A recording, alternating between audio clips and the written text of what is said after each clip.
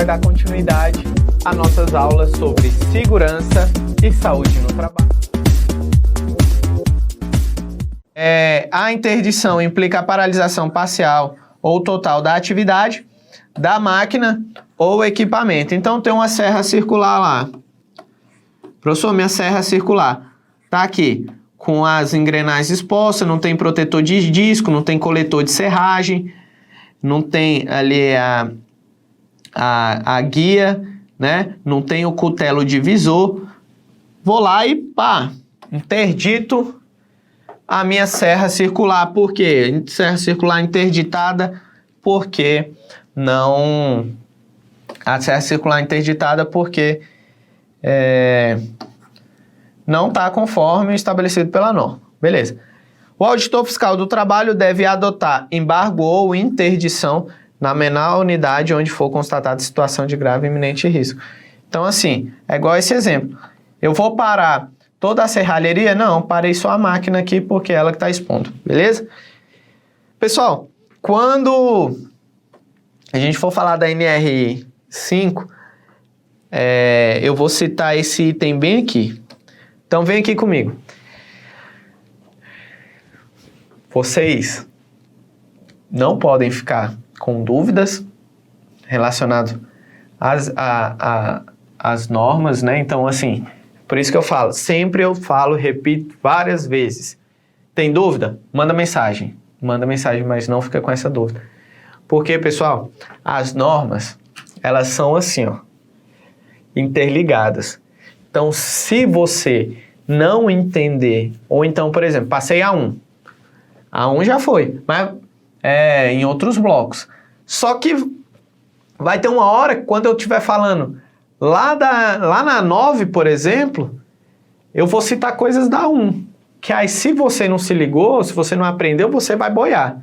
Que a mesma coisa é esse item que eu tô falando aqui para vocês.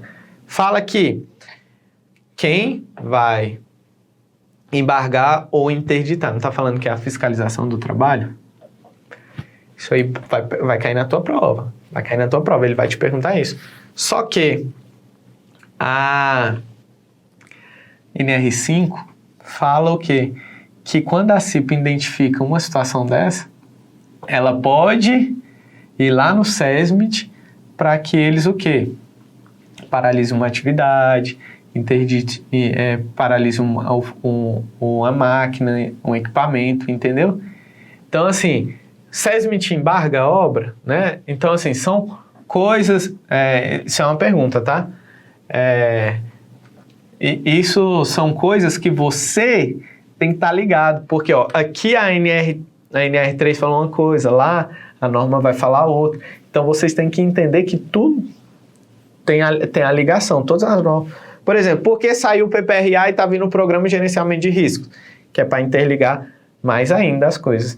Então, assim, a gente está passando norma por norma, assunto por assunto e tal, mas você tem que estar ligado aí nesses assuntos e no que o professor está falando para você não ficar perdido, beleza?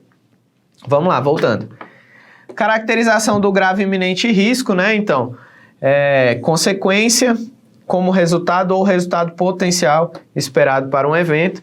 Então, vou utilizar, vai ser caracterizado o grave e iminente risco através da consequência e da probabilidade, tá?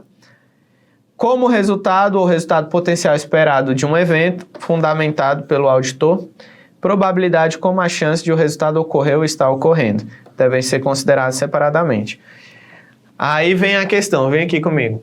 Professor, a metodologia aplicada aí para o grave e iminente risco, a norma fala que é para ser utilizada pelo auditor fiscal, para ele se embasar para embarcar ou interditar uma obra, uma atividade, um setor, né? Uma máquina. Pessoal, a norma fala isso, né? Só que, agora vamos lá, isso você precisa para a sua prova.